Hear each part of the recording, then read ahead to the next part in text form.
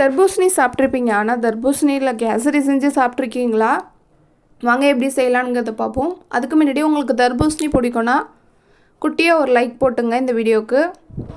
அதுக்கு முன்னாடி இதுவரையும் எங்கள் சேனலை சப்ஸ்கிரைப் பண்ணலன்னா சப்ஸ்கிரைப் பண்ணுங்கள். மறக்காமல் பக்கத்தில் இருக்க பெல் பட்டனை கிளிக் பண்ணிவிட்டு ஆல்ங்கிறத கிளிக் பண்ணுங்கள். அப்போ தான் நான் அடுத்தடுத்து போடுற வீடியோ உங்களுக்கு நோட்டிஃபிகேஷனாக முதல்லே வந்து சேரும்.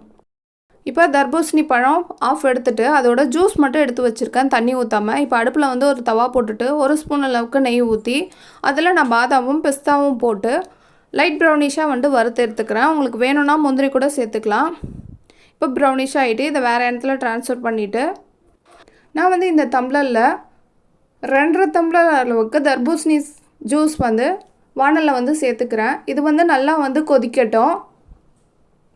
இப்போ நல்லா வந்து கொதிக்க ஆரம்பிச்சிட்டு பாருங்கள்.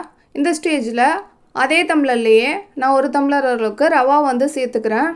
நல்லா கை விடாமல் கிண்டிக்கிட்டே இருங்க, இல்லைனா ஒரு மாதிரி கட்டி பிடிச்ச மாதிரி ஆகிடும். அதால் நல்லா கை விடாமல் ரவா வந்து கிண்டிக்கிட்டே இருக்கணும். நல்லா வந்து இந்த தண்ணியெல்லாம் வந்து சுண்டி ரவா வந்து ஓரளவுக்கு வந்து வெந்துடும். அந்த அளவுக்கு நம்ம கிண்டி விட்டுட்டே இருக்கணும். இதோட டேஸ்ட் பார்த்திங்கன்னா சூப்பராக இருக்கும். கண்டிப்பாக எல்லாருமே ட்ரை பண்ணி பாருங்கள்.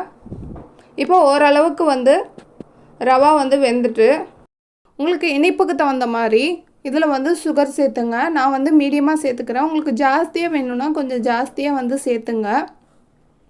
சுகர் சேர்த்துட்டு நல்லா வந்து மிக்ஸ் பண்ணி விட்டணும். இப்போ வந்து லைட்டாக வந்து தண்ணி ஆன மாதிரி இருக்கும். நல்லா வந்து திக்காகிற அளவுக்கு நல்லா வந்து கிண்டி விட்டு டேஸ்ட் வேறு லெவலாக இருக்கும். கண்டிப்பாக எல்லோரும் ட்ரை பண்ணி பாருங்கள்.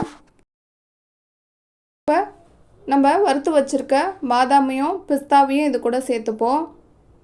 ஒரு ஃப்ளேவருக்காகவே இது கூடயே ஒரே ஒரு ஏலக்காய் வந்து நுணுக்கி சேர்த்துக்கலாம். சேர்த்துட்டு ஒரு 4லேருந்து 5 ஸ்பூன் அளவுக்கு நெய் வந்து சேர்த்துப்போம். உங்களுக்கு நெய் எந்த அளவுக்கு தேவையோ அந்தளவுக்கு சேர்த்துங்க. எவ்வளோக்கு எவ்வளோ நெய் சேர்க்குறீங்களோ அவ்வளோக்கு அவ்வளோ கேசரி வந்து டேஸ்ட்டாக இருக்கும். இப்போ சூப்பராக வந்து கேசரி ரெடி ஆகிடுச்சு. எம்மையாக இருக்கும் சாப்பிட்றதுக்கு. கண்டிப்பாக வந்து ட்ரை பண்ணி பாருங்கள். டேஸ்ட்டு வேறு லெவலாக இருக்கும். ஒரு டிஃப்ரெண்ட்டான டிஷ்ஷாக கூட இருக்கும். இந்த வீடியோ உங்களுக்கு பிடிச்சிருந்தா லைக் பண்ணுங்கள், ஷேர் பண்ணுங்கள். இதுவரை எங்கள் சேனலை சப்ஸ்கிரைப் பண்ணலன்னா சப்ஸ்கிரைப் பண்ணுங்கள். Thank you, bye friends. Thanks for வாட்சிங்.